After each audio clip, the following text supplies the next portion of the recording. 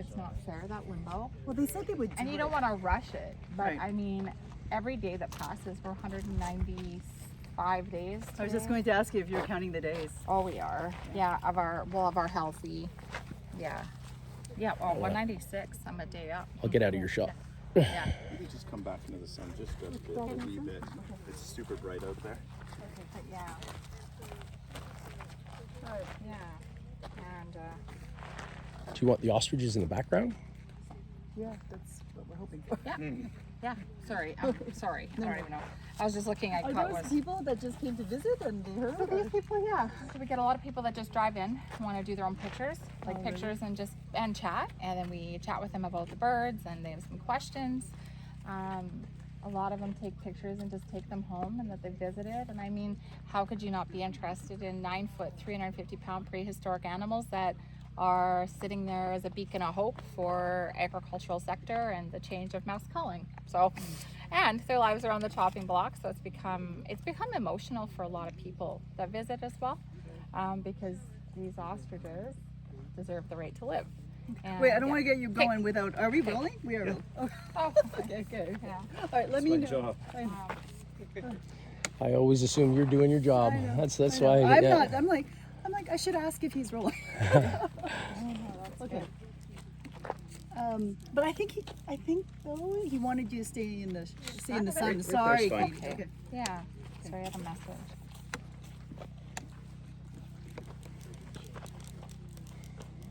So, yeah, okay, that's fine. I have, there's other, yeah, I'm waiting for Omar too, Omar, our lawyer. Yeah, I've been waiting. is he coming here? No. No, he calls us. We just had a good talk yesterday about everything too, so. Does he think it's coming soon? They need Any- to make it come soon. Any day. Okay. Yeah. All right. But I wanted to talk to you because, first of all, I wanted to let you know that I interviewed John Catsimatidis. Katsimatidis? Let me say that. I interviewed John Katsimatidis. Katsimatidis. Okay. I interviewed John Katsimatidis Yeah. yesterday. And he told me that you had first reached out to him in February, and he was really moved because he loves animals, and then and that he wanted to do as much as he could to help you save these ostriches. What goes through your mind? Extreme gratitude for our relationship, our friendship, having like-minded people like him that want to preserve animals, not eradicate them. He also sees a substantial problem with what's going on here. I feel, yeah, it's been a really amazing friendship that has come out of this for us, because we both believe that if there's a better way than mouse culling, why aren't we taking the opportunity? So. And one of the things that he also reiterated was that the scientific importance of this flock. Can you give me a sense, first of all, I was reading through the court documents when I wasn't sure I was understanding it properly. Explain to me what type of research is being done. Right, so the ostriches that we have here for the last 4 years or more now have been part of a research situation where our focus has become all about the robust antibodies of an ostrich. They're a prehistoric animal. They've been on the earth for millions of years. They are extremely resilient. They become a little bit of a beacon of hope that there is a better way than relying on vaccinations, relying on constant, taking medication, and if there was a natural way to do that. So we had started work with Dr. Tsukamoto out of Kyoto, Japan. He's absolutely phenomenal. He holds 36 plus worldwide patents, all revolving around the robust system of an ostrich, the antibodies. And so he has different products and things that he's made in Japan. He's been working on this for years. It was a long time kind of establishing this relationship with him as well. He needed to trust us that we love our animals just as much as he loves his. And when we got that trust, that he understood that we walk amongst the ostriches, they have names, we love them, he was very open and wanting to work together on the collaboration of his antibody research, but bringing it to Canada. And so these guys, we give them an antigen, not a vaccination. It's very different. We've been working with his sciences, so it's one protein out of a virus, and it's synthesized. It's just to mimic a virus. There is no risk of infection, and there's no risk of shedding or the animal getting sick from this. No risk of humans getting sick. It's a pretend code that goes into the animal. And all it does is trigger an autoimmune response into the ostrich. She starts building robust antibodies. Those antibodies, within 4 weeks, get dropped down into her ostrich egg. And out of that egg yolk, we can extract the IgYs. And out of the IgYs, these antibodies, we can develop therapeutics and alternative natural medicine that can help human and animal welfare.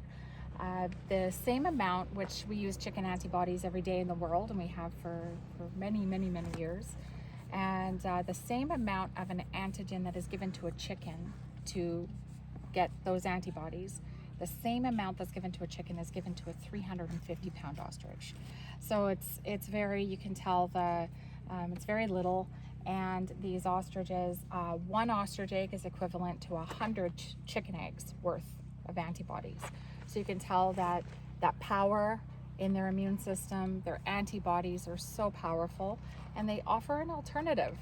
And that's all we've been fighting for, is that we approached the government and we were showing them our scientific data, our plan, our business plan, the economic opportunity that this could bring to Canada, how it could put Canada as leaders, as innovative science and technology to better animal and human health, to stabilize animal welfare with us going through these things like we are with mass culling and stamping out.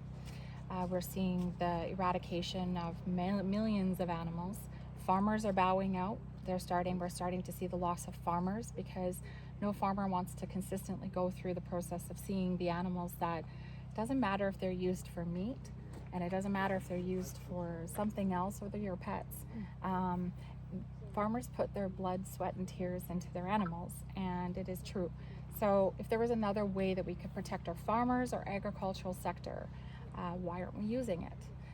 And we went to the government and looked for funding for that reason, and it was shortly after that we had an anonymous tip got brought into CFIA saying that they were sure we had avian influenza. But Hold on a second. I'm just, Sure. I don't want to freak you out or anything, but I'm trying to, I want to record, transcribe our conversation, so I have the quotes in my head. I would like to know, if I can, is why there's $200,000 and 6 months in jail. Okay. Yeah, no, but you don't ask them that. All right, No, that's okay. not. That's All right. not. That's, no, yeah, Mike. I will ask you that question too. But I just want to backtrack a little bit. The research, does it involve? Do you hire people to inject the antigens, or do you do the injections? Yeah, so it was us here. Tsukamoto had his top students of the university that are working with him on the program come, show us how he does it. It is all safe. It is not something that we need licensing and all that for, because it is natural. We are not doing something that is going to put animal or human welfare at risk. They came here and showed us how, and then walking amongst the hens, just gave them that antigen, and they're so used to the hands-on, right? These animals trust us because we've had to treat them if they have a broken leg, or if there's been inflammation, or they're used to being touched, used to being hands-on. And the antibodies are supposedly shows up eventually in the eggs that they lay. Correct. Yeah. Okay. All right. Good. I understand the science then. The other thing too is, you have done this legal fight now, basically since the end of December, in which this started. The farm isn't operating. How are you doing financially? Awful. I mean, it's some people, there's a lot of misinformation out there thinking we have millions of dollars of donations, which we do not. We've been so grateful for every donation that we've received. We're more than probably about $500,000 into legal fees, and this is going to be a financial burden that our family will carry forward for years if we can't pay that off. Donations have went into operational farm costs, legal fees, and that's where that's went. I myself have put in a lot of money to try to help whatever I can here personally, and that's how we've been operating. We've been operating with amazing volunteers that have been cutting the grass, just helping us on the farm so that we can do the protocols, care for the animals and sustain the fight. But it's been donations and our own family, trying to give a little bit of money and put back in. I also know that in terms of my read of court documents, especially from David Belinsky, one of the things that he said was that your contract with the Japanese researcher was about $620,000. So that is something that you could lose your livelihood, because it goes into the research, right? There's that as well. There would be irreparable harm and damage to livelihoods, to these animals' lives. We'll never replace the genetics. We'll never replace these decades of animals that have sustained who knows what environmental challenges on their immune system, but they've overcome them. So they're, yes, it would take away the opportunity of. There is no way of just replacing these animals. A lot of people have said, why don't you kill them and just replace them, like they suggest. But this is what they're doing everywhere, and this is the problem. So if we kill all these animals that have herd immunity, and they've overcome whatever happened here in December, and they've all overcome it and they have immunity, but we kill them all and we bring young animals with no immune system, a fragile immune system that needs to grow, they're still susceptible to the migratory birds. They're still susceptible to wildlife or whatever brings in, environmental virus or bacteria. So why would we kill the survivors that have overcome something? And we have so much more to learn from them. These animals are the symbol of a fractured and flawed system. And that is what we're fighting for, is that stamping out sounds very powerful. But when you say stamping out natural immunity, it really puts a different spin on it. We're losing our genetic diversity in our farms. We're losing our biodiversity in our farms. We're losing our farmers. We're losing our, we're putting food security at risk, because as long as we just keep eradicating and we do lose natural immunity, we're going to see a climax in zoonotic diseases. We're going to see new viruses, and they're going to run rampant because we're killing off all of the animals that have immunity. Immune systems are meant to work with natural immunity. The antibodies that are in these guys would go, the antibodies that these guys have, now all those antibodies go down into their egg. Now you would hatch those eggs. If you hatch them, those young are going to have those antibodies. So we're creating a resiliency. But if we could just keep eradicating everything, we'd lose it all. And you're at risk, I'm at risk, our children are at risk. And we're seeing a real, that could add to a catastrophic failure futuristically. Okay, yeah, I told you that we were in town for a little bit, just taking some scenic shots, and we spoke to some residents who are actually really quite angry with you. They're your neighbors, and they feel like the refusal of this farm to abide by CFIA rules and policy to cull the flock puts their livelihood, their health at risk, and that you're not being a good neighbor. Well, I would have to say that's completely, that is their own opinion, and that's okay. This farm, we are flightless animals. We are under, they've been under their quarantine. They are managed very well. We're 135 kilometers away from any major city. We are geographically quarantined just in that alone. We don't have any large commercial poultry operations. And if we really believed that these animals were going to put our whole community at risk, we would have done something about it. We believe so full-heartedly that these animals have to remember from day one. Instead, maybe they should be upset with Canadian Food Inspection Agency, because they shouldn't be upset with us. Canadian Food Inspection Agency has threatened us 6 months in jail and $200,000 fines per bird if we test them to prove to the public they're healthy. So instead, the public should maybe look at Canadian Food Inspection Agency and say, well, why would you, if you think this is such a public health risk, why wouldn't you be there? Why wouldn't Canadian Food Inspection Agency come and be doing monitoring? Why wouldn't they be testing these animals to show everybody how bad this is? And I'll tell you why, because we're 196 days today healthy animals with herd immunity. they would test these animals and they're going to get results that they don't want to see, and that is health. There's also the concern that this could set a really dangerous precedent. If you are going to challenge this stamping out policy, which is a policy that has international scientific evidence behind it, various organizations support it, it could impact international trade. Other farmers could start doing the same. And that would put Canada's farming industry at risk if international markets don't trust our meat because they could be infected with avian flu because we are not taking part and not participating by these international rules. So personally, I think, are we not in a day and age where policies are policy, they're not law? Science is meant to evolve, policies are meant to evolve, and unfortunately, all those farmers that have gotten just steamrolled by the Canadian Food Inspection Agency and fear-ridden that they have to do this, or they're just locked out of their gates. They wake up in the morning and they're locked out of their gates. Their animals are being killed inhumanely, suffering, and there's blood. They're watching bloodshed. And in all this going through their minds, they don't have the money to fight this. They don't know what to do. This is not a one-size-fits-all solution, is stamping out. And there's been such an enormous, tremendous response from the farming community to say thank you. Thank you for being the heroes. Because if you guys didn't stand up, this is going to keep happening. It is not a one-size-fits-all solution.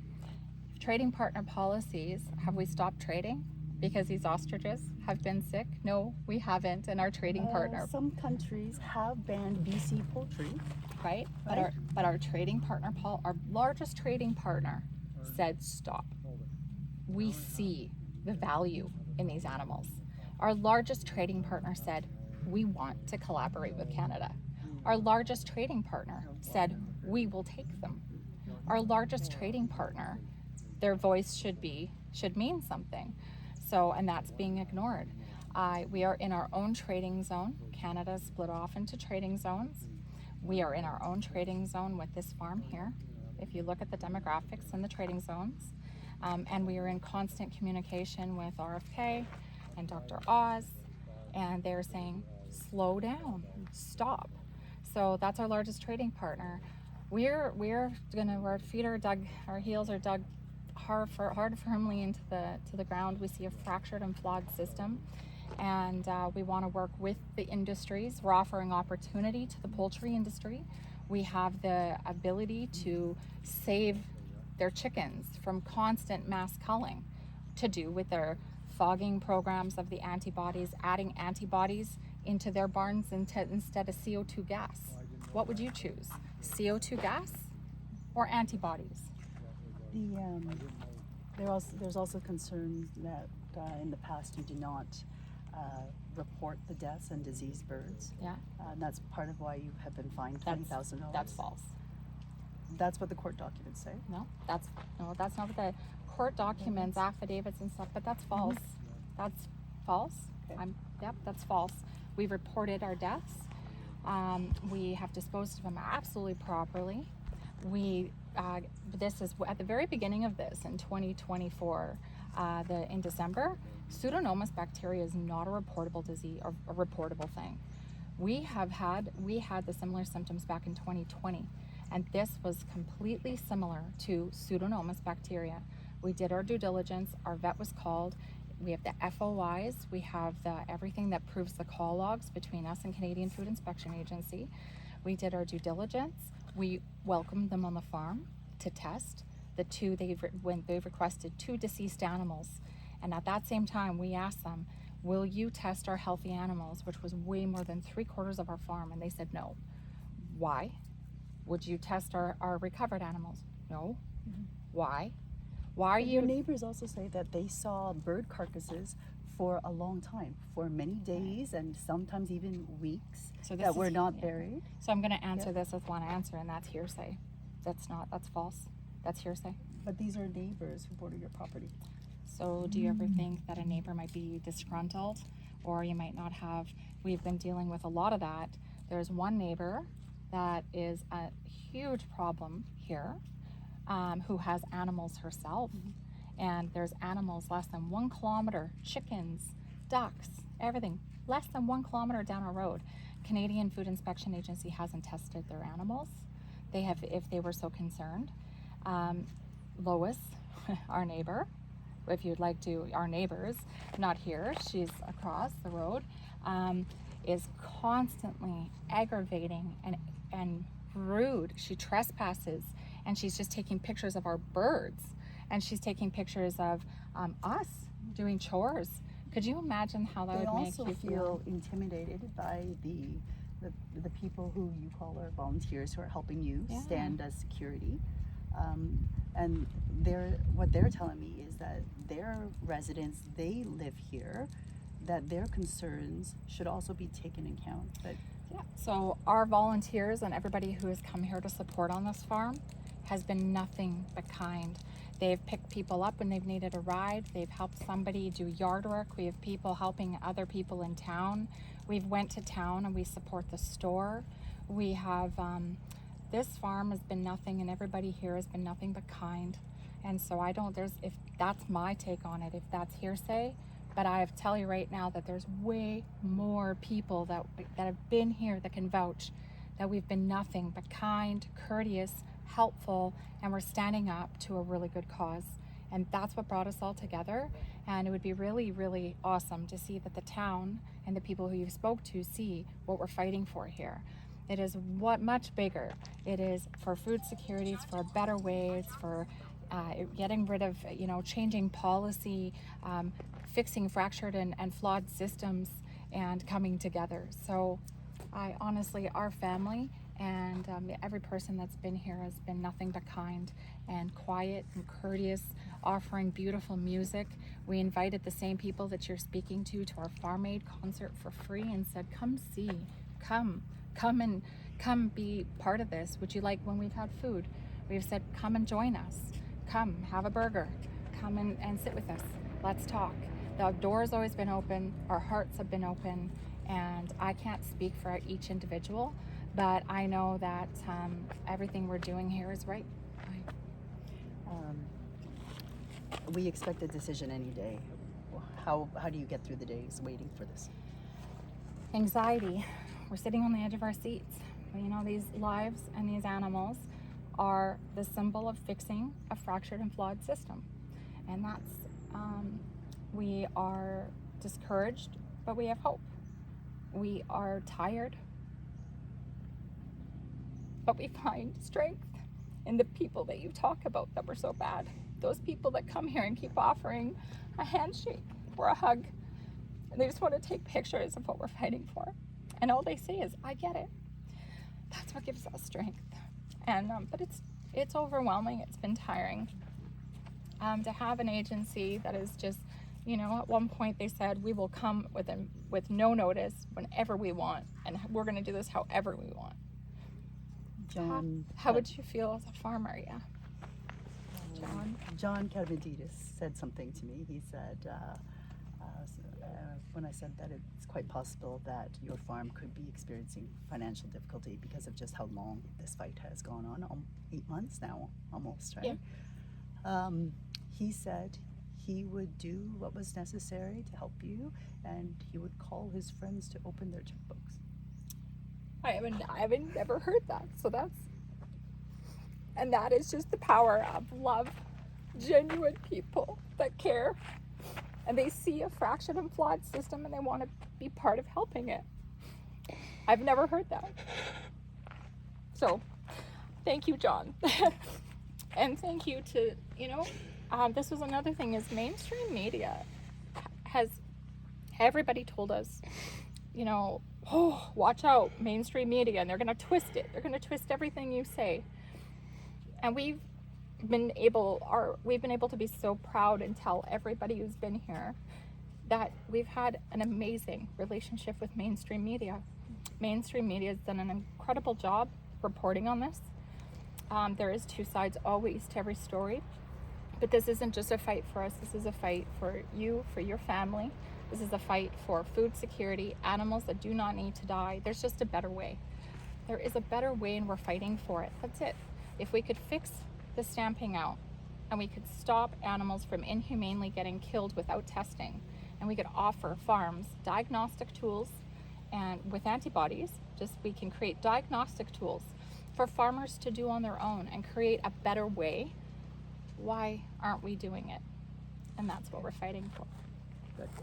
All right, we will just, one of the things I'd like to do, we'll just take a two-shot here, but I don't know, is it safe for you to go in the pens or you don't go in the pens? Yeah, now we would, they just finished eating. Okay. But we could do, there's some really pretty shots up we could go up the incinerator road, actually. It's just quiet, it's green up there. Okay. And you could see them bathing in the sprinklers. They bathe in the sprinklers. Oh, they love it. They wag their tails like dogs, and they love it on a hot day. Yeah. Does CFIA say that you're breaking quarantine rules No. but not right now? No? This is fine? Like, This is fine. Okay. Uh-huh. All right. That's Yeah. good. No, it's good, but that's what we would Yeah. never do that. But Yeah. that's what I mean. You know, you have to look at some of the protocols too and go, okay, so here we're fine, but there we're not. Oh, And the interesting. wind's blowing, and you're going, and Canadian Food Inspection Agency hasn't been here in 4.5 months. But yet we're such this scary virus. And again, why are we being resisted just with that testing? 6 months in jail and $200,000 per animal. When did it become a crime, not a right, to care for your animals and to prove to those around you that your animals are healthy? Okay. Okay. All right. Jeff? Yeah. Okay, and then you can drive. Yeah. Wait, so Yeah. just up there, So sprinklers? So you'll follow us. We'll go with the quad, and you just follow us around back on the main road. Back in the- Yeah. Okay. Just gonna get a couple shots from here.